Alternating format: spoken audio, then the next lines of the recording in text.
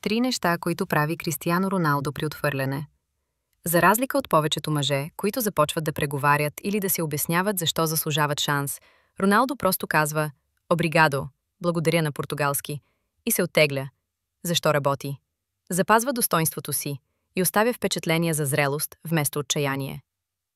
Звучи странно, но Кристиано редовно се поставя в ситуации с ниска степен на риск, където може да получи не.